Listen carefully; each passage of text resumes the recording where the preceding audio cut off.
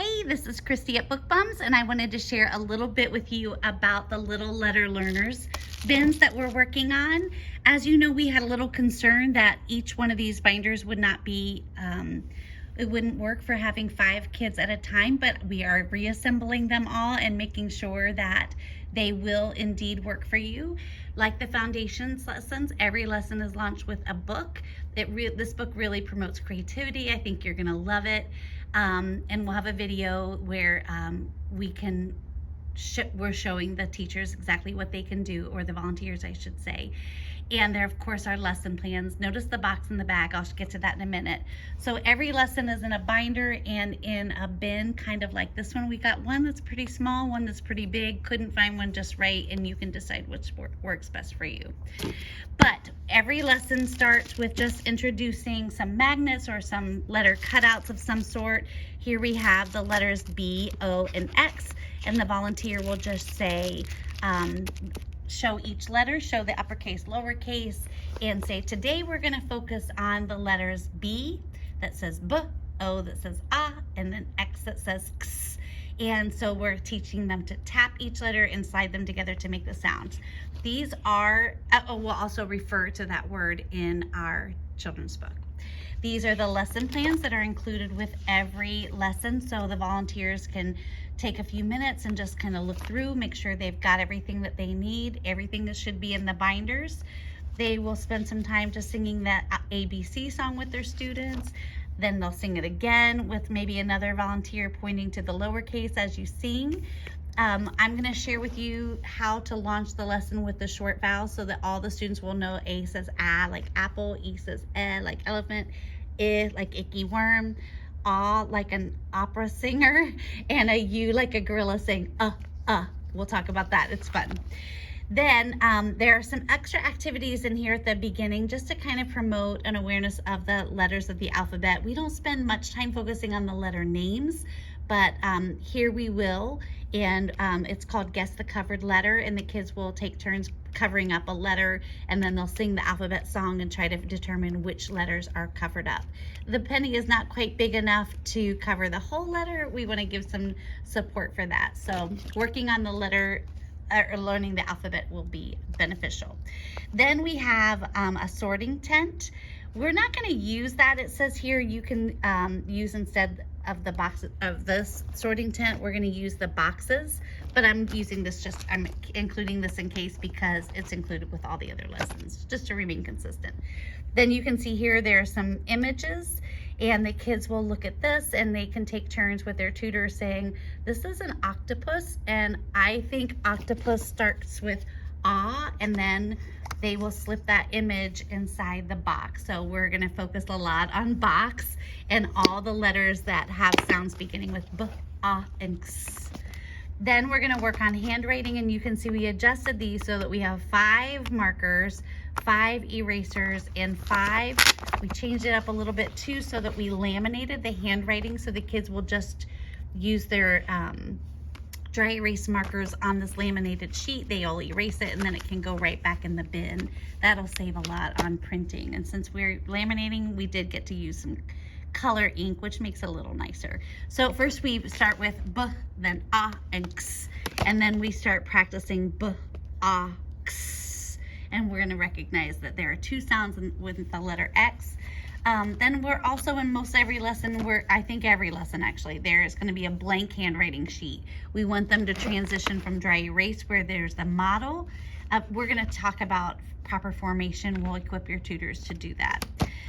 But then here we wanted to do it without the scaffolding, without that background, so that they'll use verbal cues and practice making B, and then B, then A, and X, and here they can go B, A, X.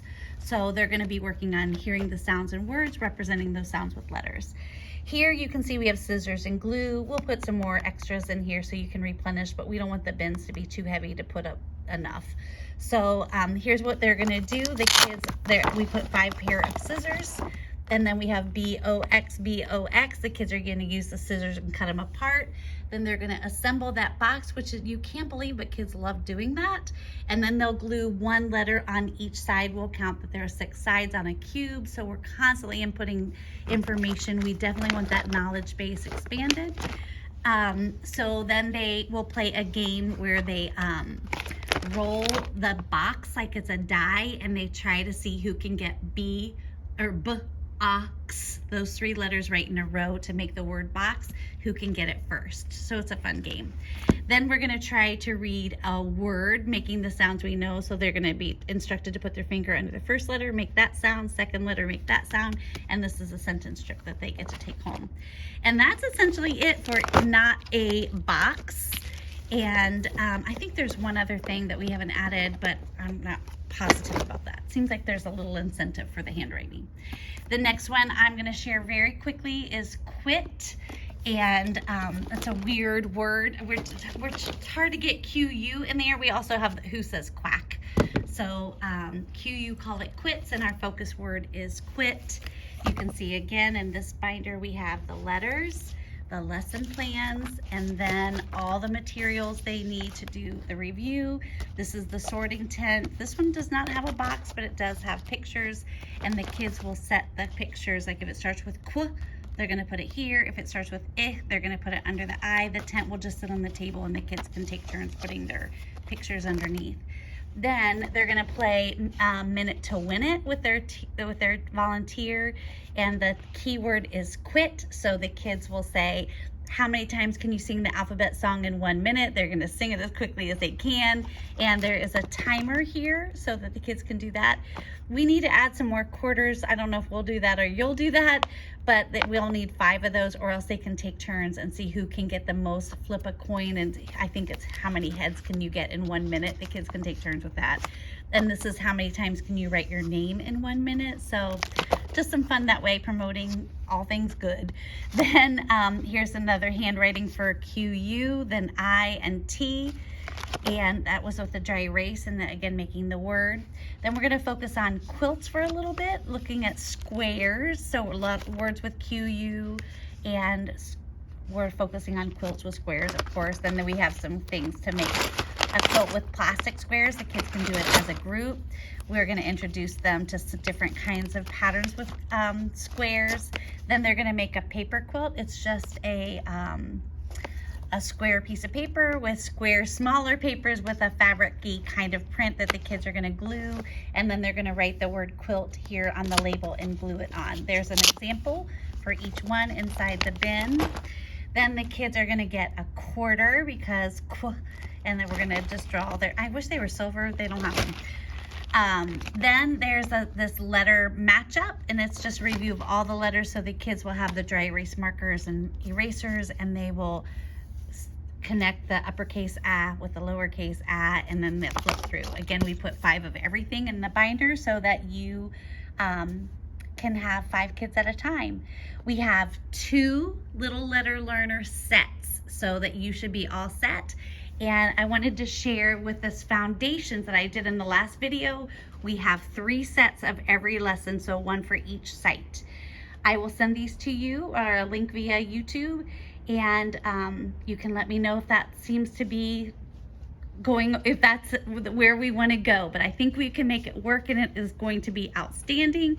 Look at my workspace. You know Book Bums is usually tidy.